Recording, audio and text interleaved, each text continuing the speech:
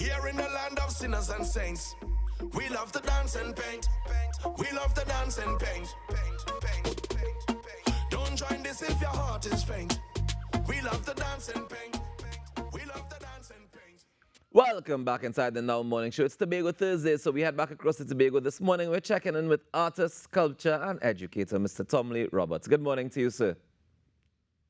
Hi, good morning. It's a privilege to be here. Thank you so much for joining us this morning. It's a privilege to be talking to you because I was checking out some of your credentials and some of your work, and I must admit that I was blown away. I want to start with you as an artist first, and then we'll get into your role as a teacher. Tell me about how you got into art in the first place. And I understand you do a variety of art because you're a sculptor and you're a painter as well.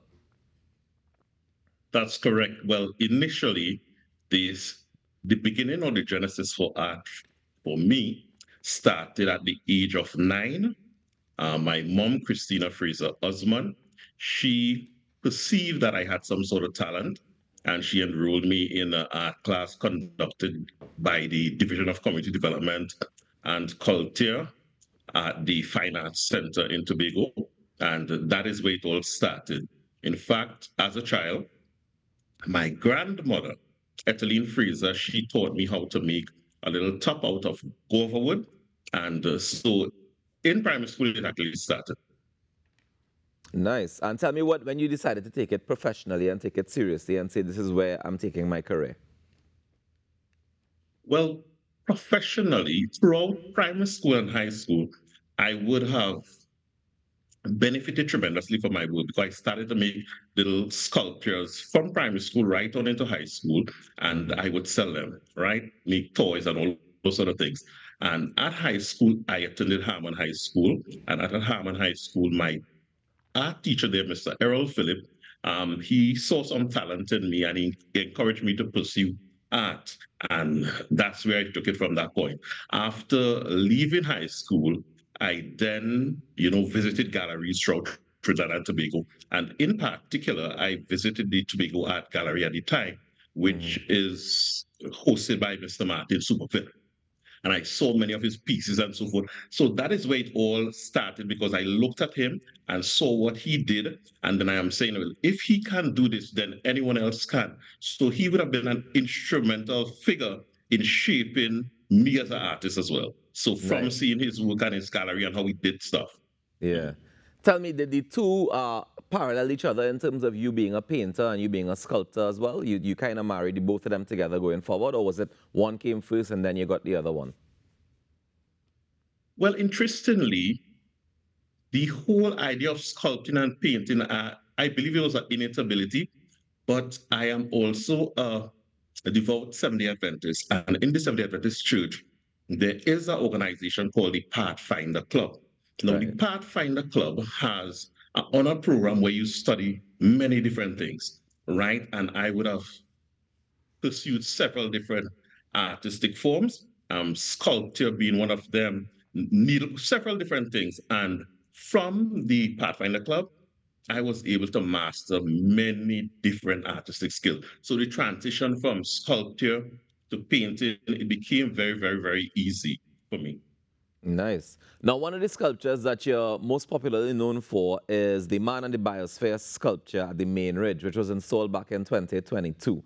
Tell me about what was the inspiration you drew on to be able to create this, and how do you feel knowing that that is installed there and recognizable to the world? Well, the Man and the Biosphere sculpture, Are We Own, that is the name of the sculpture, right? Yes, it's ours. All right, for those who don't understand the term, Are We Own? It's all belong to us, right? It's a sculpture that was done, commissioned by the UNDP and its partners here, in particular, the Environmental Research Institute of Charlottesville, all right? And they would have commissioned me to do that piece, and I had a team working with me to ensure that it was delivered on time. And as we're talking about that, I want to mention the names, all right? So I had, I think there's a picture on file with the four of us there. So we had Donevsky, Laura Pileta, we had Alvin, Hector, better known as Spirit, and we had Dr. Sal. Those are the members of my team when we are doing major projects. And so the Man and the Biosphere Sculptor was a very exciting one. It took a lot of energy out of me, a lot of planning and so forth. But all in all, it was a very, very impressive and successful venture. We had the privilege as well to work with students of Speyside High School to ensure that they are part of the process and they understand the importance of arts and culture here, especially in Tobago. Nice. Speaking of the students of Speyside High School, I understand that you're also a teacher there. Tell me how you got into that role and how important is that role in your art career?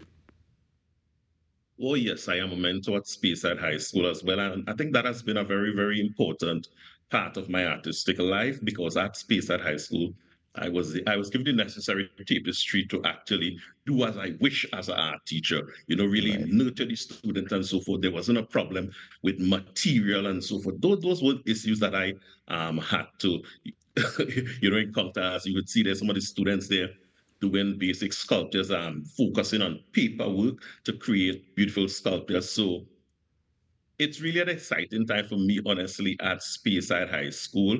I know I'm not going to be there for very long and I would transition onto my private practice. But while I am there, I'm going to do all in my power to ensure that the student receive the necessary guidance and so forth so that they can be the best. In fact, while at Speyside High School also, I developed something called the Art Appreciation Week. And that was a week where all formal classes were suspended. And that is going to be happening soon again. All formal classes were suspended. And we focused primarily on the creation of art, needlepoint, basketry, sculpture, just name it. All right. We had several artisans coming in from Trinidad and Tobago. And that was just really remarkable. Why did you see this art week as important? I'm sorry? Why did you see the cancel to be able to say, well, you're going to cancel the classes and have strictly focus on art? Why was that so important to you? Oh, it was important because I think most likely sometimes we do not appreciate art on a whole, right? And I needed the students, first of all, during this week, they needed to create an art piece. They needed to learn the fundamentals. And apart from learning the fundamentals and creating the art piece, they also needed to exhibit it. And in order for you to produce quality work, you need time. And I could not give the students 1 hour session and expect them to create a masterful piece so that they will have to exhibit it. So the time span was very critical. So we had the entire week to produce.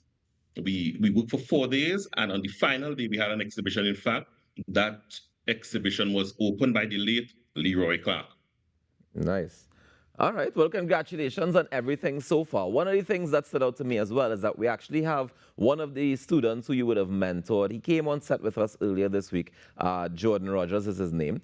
And Jordan brought some work and shared with us, and he told us about how you inspired him to be able to even get into working with wood and sculpting and that sort of thing. Tell me how you feel when you look on and you see some of your students go on to become professional artists and showcase their work on places like, on national TV, right? Well, I am really, really happy and humble at the same time. Incidentally, I was actually painting when I saw the link, and I'm like, why is this link sent to me? And I started looking, I said, hey, this is Jordan. I'm really, really proud of the achievement made by Mr. Artist Jordan Rogers. He did the art during the COVID period, and he did a fantastic session with me. And I'm really, really proud of him. I have students that are excelling all the time. So Jordan is a standout student right now. I would also like to celebrate as well Chanique Marcelin. She's the Tobago representative right now for Miss World coming up, and she's also an established artist, one of our students at the academy as well. So I'm really, really happy for all my students who excel, even the students at Speyside High School. They've been doing a tremendous work at Speyside High School. So I want to shout out to all those students and the excellent work that they've been doing. So I am really proud and humble at the same time. Nice, man. Well, congratulations again, and thank you so much for joining us this morning. And thank you for continuing to inspire generations of artists, because I definitely think that that balance is something that we all need going forward. Whether they stick with the art or whether they just have it as a hobby, either way, it can definitely benefit them. So thank you very much for the work that you do, and please keep it up. Thank you very much. It's a pleasure being here, and all the best. All right, take care. Enjoy the rest of your day. Ladies and gentlemen, that's Tomley Roberts, artist and artistic director at Prestige International. He's also a sculptor and an educator at Speyside High School. Thank you very much for joining us this morning, Mr. Roberts. And we take a quick break now. When we come back with more, when we come back, we might have your birthday shout, so stay tuned. Land of sinners and saints. We love to dance and paint. We love to dance and paint. Don't join this if your heart is faint. We love to dance and paint. We love to dance and paint. So let the pinks and blues and the yellows go.